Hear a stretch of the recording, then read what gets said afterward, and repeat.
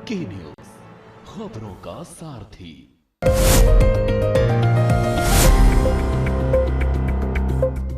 नमस्कार, के न्यूज की खास स्पेशल रिपोर्ट में आपका स्वागत है। मैं हूं मनोज मानस और आज हम सबसे पहले बात करेंगे मुख्यमंत्री योगी आदित्यनाथ के यूपी में मिशन रोजगार की। सीएम योगी ने लखनऊ में अनुदेशकों को नियुक्ति पत्र वितरित किए हैं। साथ ही हम दिखाएंगे रिश्तों के कत्ल की खौफनाक हकीकत। दरअसल कानपुर और रायबरेली में ऐसी वारदातें हुई हैं और चलते चलते हम बात अमेरिका भारत के बीच रिश्तों में जारी उतार चढ़ाव की करेंगे। तो चलिए अब चलते हैं खबरों के विस्तार में।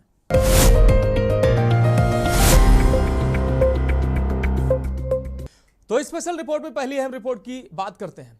मुख्यमंत्री योगी आदित्यनाथ ने रविवार को लोक भवन में राजकीय औद्योगिक प्रशिक्षण संस्थान यानी कि आईटीआई में चयनित 1510 अनुदेशकों को नियुक्ति पत्र वितरित किए हैं।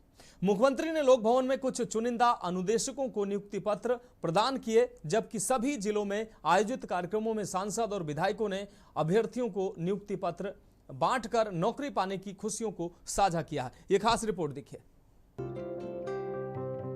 लखनऊ में मुख्यमंत्री योगी आदित्यनाथ ने अनुदेशकों को नियुक्ति पत्र सौंपे तो उनके चेहरे खिल उठे। इसके लिए लोक भवन में बाकायदे समारोह का आयोजन किया गया था। इस मौके पर मुख्यमंत्री योगी आदित्यनाथ ने कहा कि देश को अनेक महानुभाव देने वाले प्रदेश को हमने बीमारू राज्य से उबारा है। हमने प्रदेश के नौजवानों को साफ सुथरा मंच दिया है, जिससे उत्तर प्रदेश की अलग पहचान बनी है।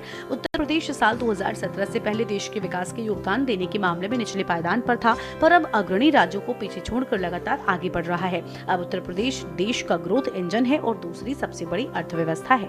मुख्यमंत्री योगी आदित्यनाथ ने कहा कि मिशन रोजगार के संकल्प को पूरा करने के लिए 8 सालों में 8.5 लाख सरकारी नौकरियां दी गई है। सरकार की प्राथमिकता है कि किसी भी अभ्यर्थी के साथ किसी भी प्रकार का भेदभाव न हो, उसका किसी भी स्तर पर शोषण न हो। योग्यता और क्षमता के आधार पर युवाओं को सरकारी नौकरी मिले। इसी सख्ती का परिणाम है कि आज भर्तियों में पारदर्शिता के साथ चयन हो रहा है। उत्तर प्रदेश के अंदर पिछले 8 वर्ष के दौरान 8.5 लाख से अधिक नौजवानों को हम लोगों ने सरकारी नौकरियां उपलब्ध करवाने में सफलता प्राप्त की है।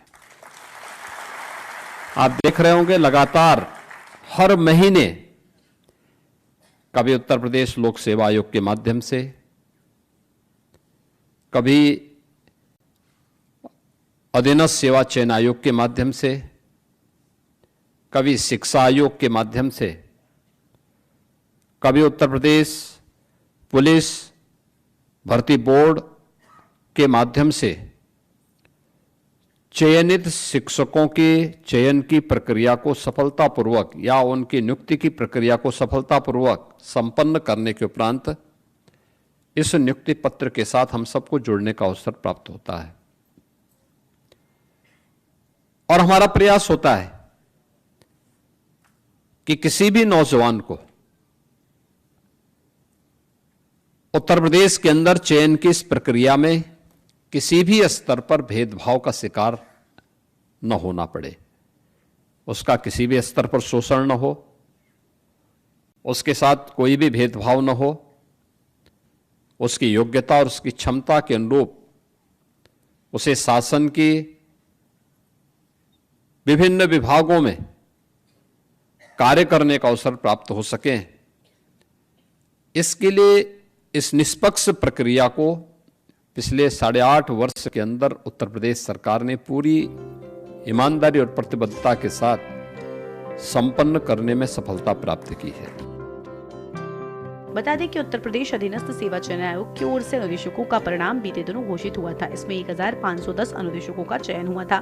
इस मौके पर व्यवसायिक शिक्षा मंत्री कपिल देव अग्रवाल ने कहा कि यह अवसर न केवल चयनित अभ्यर्थियों के जीवन में नई ऊर्जा और आत्मविश्वास का संचार करेगा, बल्कि प्रदेश सरकार के संकल्प का भी प्रमाण है कि योग्यता के आधार पर पारदर्शिता के साथ युवाओं को रोजगार उपलब्ध कराना ही हमारी सर्वोच्च प्राथमिकता है।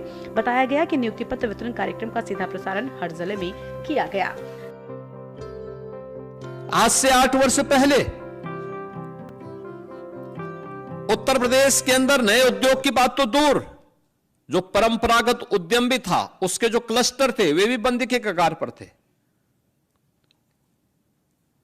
उत्तर प्रदेश ऐसा नहीं कि हमेशा ऐसे विपन्न रहा होगा, जो 8 वर्ष पहले करके छोड़ दिया गया था।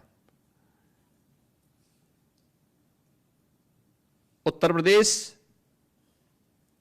आज से 400 वर्ष पहले की बात अगर करेंगे तो देश का सबसे समृद्ध राज्यों में था। व्यापक लूट खसोट और अराजकता के बावजूद, यानी विदेशी आक्रांताओं के हमले भी हुए, अंग्रेजों ने भी लूटा,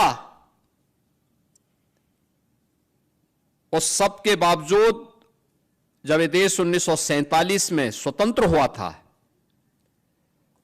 तब भी उत्तर प्रदेश देश के सबसे बड़ी अर्थव्यवस्था उत्तर प्रदेश थी। भारत की सबसे बड़ी अर्थव्यवस्था उत्तर प्रदेश थी।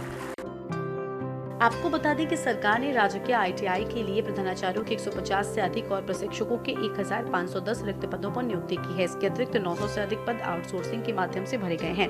भविष्य की तकनीकों जैसे semiconductor technology, electrical vehicle, laser cutting, 3D printing, digital communication में युवाओं को प्रशिक्षित करने के लिए ITI का उन्नयन किया जा रहा है। रोजगार मेलों के माध्यम से ही प्रदेश में 1736 कार्यक्रम आयोजित किए गए हैं। इनमें 4.13 लाख से अधिक युवाओं को 2537 कंपनियों में नौकरी का अवसर मिला है। स्पेशल डेस्क के न्यूज इंडिया।